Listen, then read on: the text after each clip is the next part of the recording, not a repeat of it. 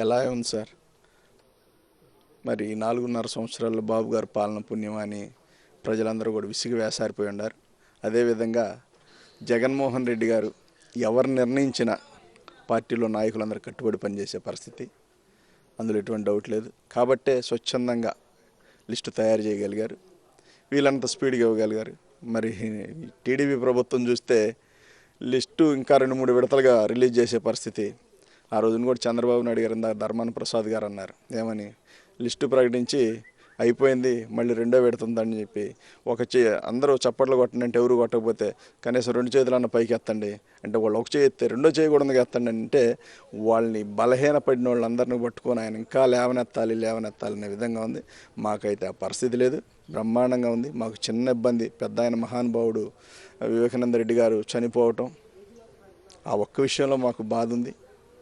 ఆ ఒక్క విషయంలో ఉన్నాం కాబట్టి ఆ రోజున ప్రకటించకుండా ఇవాళ ప్రకటించడం జరిగింది. ఎలక్షన్ రానున్న తరుణంలో ఇంకా స్పీడ్గా జరగాలి కాబట్టి స్పీడ్గా ఉన్నాం. ఖచ్చితంగా 2019 వైఎస్ఆర్ పార్టీ అధికారపీఠం చేపడుతుంది. మొదటిసారి రాజకీయాలకు వస్తున్నటువంటి అభ్యర్థుల పేర్లను కూడా ప్రకటించడం జరిగింది. మీరు కూడా మొదటిసారి వస్తున్నారు, మీతో పాటు చాలామంది ఉన్నారు. అంటే ప్రజల నుంచి ఎటువంటి స్పందన వస్తుంది? మీ టికెట్ వచ్చిన తర్వాత మీ కార్యకర్తలు కావచ్చు, అభిమానులు కావచ్చు, లోకల్గా నియోజకవర్గ ప్రజల నుంచి ఎటువంటి రెస్పాన్స్ వస్తుంది? సామాన్యులకు, పేదలకు ఒక భరోసా అండి నాకు సీట్ ఇవ్వటం అనేది. అది ఎట్లా అంటే ఇవాళ దాదాపుగా నాకు ఫోన్ చేసిన ఒక 2-3 వేల మంది ఉండి ఉంటారు. అందరూ కూడా వాళ్ళు మాట్లాడింది ఏంటంటే, జగన్మోహన్ రెడ్డి గారు నీకు ఎట్లా సీట్ ఇచ్చారో మాకు అర్థం కాని పరిస్థితి. జగన్మోహన్ రెడ్డి గారి గురించి చెప్తుంటే వీళ్ళందరూ టీడీపీ వాళ్ళంతా ఆయన సీట్లు అమ్ముతాడంటే, మరి ఇందులో పార్లమెంట్లో 2-3 కొత్త వాళ్ళని పెట్టారు, వాళ్ళు కూడా పేదోళ్ళు అయ్యి ఉన్నారు.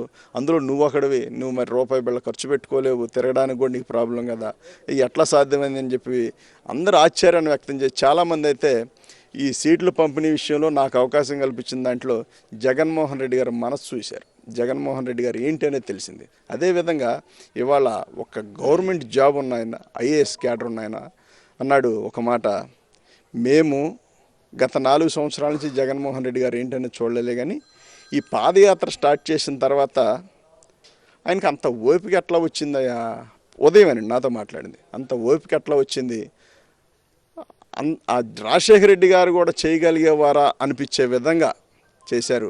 రేపు బ్రహ్మాండంగా ఉంటుంది. రేపు భవిష్యత్తులో రాజశేఖర రెడ్డి గారి కంటే ఒక మెట్టు ముందే వెళ్తాను అంటున్నాడంటే తను ధీమైంది అర్థమైంది. ప్రజలకు ఏం కావాలో అతనికి పూర్తిగా తెలుసుకొని ఉన్నాడు.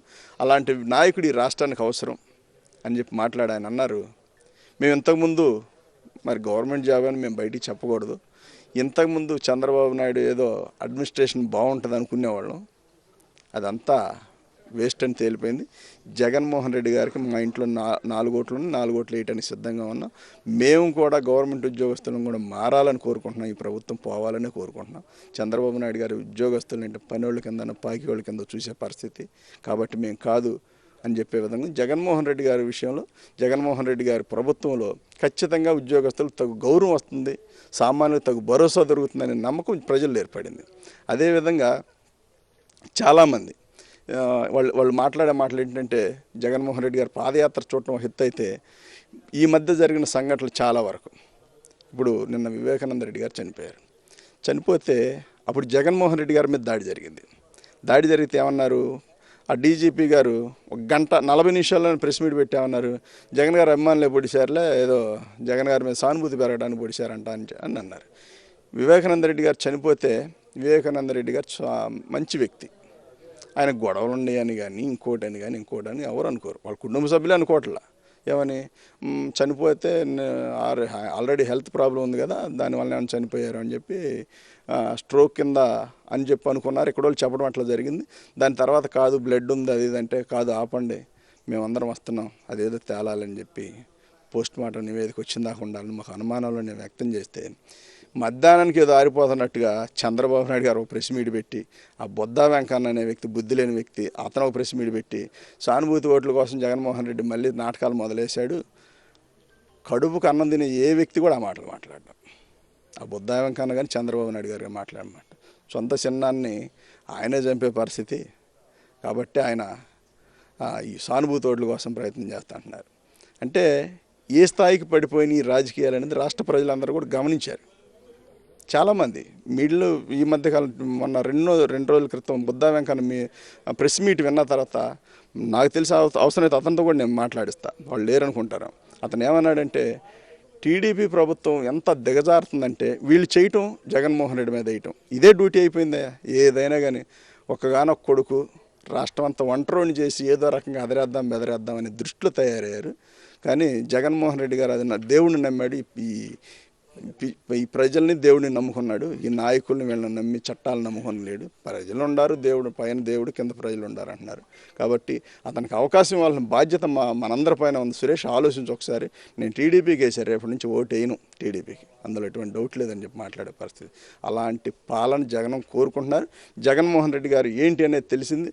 ఒక సామాన్యులు అందరిని ఎక్కించదలుచుకుంటే వాస్తవంగా దళితుడును, నేను ఒక పేద కుటుంబంలో పుట్టిన వ్యక్తిని, నన్ను తీసుకొచ్చి ఫస్ట్ లిస్టు నా చేత అనౌన్స్ చేయించడం అంటే నాకు ఈ జన్మకి ఈ అదృష్టం చాలు అనుకుంటున్నాను. ఎందుకంటే ఎంత గొప్పవరం అంటే, నాకు జగన్మోహన్ రెడ్డి గారు నేను ఏది అడగల. చాలాసార్లు నా మీద కేసులు పెట్టినప్పుడు నేను పరిచయం చేసుకొని, నీకేం కావాలి ఏం కావాలి, నాకు ఏమొద్దన్న, మీరు సీఎం అయితే రాష్ట్రం బాగుంటుంది, అందులో బాగుండే వాళ్ళు మేము కూడా బాగుంటాం కదా అంటే, అదేవిధంగా నాకు మరి బాపట్ల పార్లమెంట్ ఇన్ఛార్జ్ సమన్వయకర్తగా అవకాశం కల్పించారు. మేనిఫెస్టో కమిటీలో నేను ఎంతండి, మేనిఫెస్టో కమిటీలో నన్ను సభ్యుడిగా వేశారు. 30 మంది రాష్ట్రాన్ని దేశ మార్చే విధంగా లిస్టు తయారు చేస్తుంటే ఆ లిస్టులో నా పేరు పెట్టే పరిస్థితి. సామాన్యులకు ఆయన ఇచ్చే అవకాశాలు చూడండి. అదేవిధంగా రాజధాని భూములన్నింటి మీద కోఆర్డినేటర్గా ఇచ్చారు నాకు అవకాశం. నాకు అంతకుముందు మండలంలో చిన్న యూత్ అధ్యక్షుడు. నేను నమ్మితే, నమ్మకం కలిగి ఉంటే ఆయన ఏ స్థితికి తీసుకెళ్తాడానికి ఇదే నిదర్శనం. అదేవిధంగా ఇవాళ నేను ఊహించలా, రాత్రి సార్ రమ్మన్నారంటే పులివెందులు నేను ఏదో అనుకున్నా, ఏడకొస్తే రా రా రా అంటున్నారు కేఎన్ఆర్ఎన్ గారు. ఏంటంటే లిస్టు చదవాలంట అన్నారు. నాకు ఆశ్చర్యం. చంద్రబాబు నాయుడు గారు పక్కమ్మడోడు కూడా పేపర్ చూపించుకున్నట్టు పట్టుకొని ఈయన వరకే కనబడేటట్టు లిస్టు చదువుతున్నాడు, వాళ్ళ ఎమ్మెల్యే లిస్టు. జగన్మోహన్ రెడ్డి గారు ఒక దళితుడికి ఇచ్చి, సామాన్యుడికి ఇచ్చి, నువ్వు చదువు లిస్ట్ అన్నారు. ఎక్కడ లేని ఆనందం, ఇంకెంతకు మించి మనకేం కావాలి ఈ జన్మకి. కాబట్టి రాష్ట్ర ప్రజలందరూ కూడా జగన్మోహన్ రెడ్డి గారి పాలన కావాలనుకుంటున్నారు. చంద్రబాబు నాయుడు టీడీపీ అనుకో ఎన్ని కుట్రలు పన్నినా 2019 వాళ్ళ కాదు, పర్మనెంట్గా రాజకీయ సమాధి వాళ్ళకి కట్టడానికి సిద్ధంగా ఉన్నారు. మేము భగవంతుడి దయచేసి మేము ఎంపీ అవుతాం, జగన్మోహన్ రెడ్డి గారు సీఎం అవుతారు. అయిన తర్వాత ఇక్కడికి వచ్చి మళ్ళీ ఒకసారి రాజశేఖర రెడ్డి గారి సమాధిని దర్శించుకొని వెళ్తాం. సార్ నేనైతే పలానా రోజని నిర్ణయించుకోలేదు, కానీ రేపటి నుండి మొదలవుద్ది. 25 దాకా 23 దాకా ఈ లిస్టు ప్రకటించే పనిలో ఉన్నారు టీడీపీ వాళ్ళు. మాకైతే ఆ పరిస్థితి లేదు కాబట్టి ఏకదాటిగా ఒకే లిస్ట్ ఇచ్చేశారు కాబట్టి మేము ఎప్పుడైనా వేయచ్చు, ఎవరికి అనుకూలతను బట్టి వాళ్ళు వేస్తారండి. 23 కల్లా క్లోజ్ చేస్తారండి.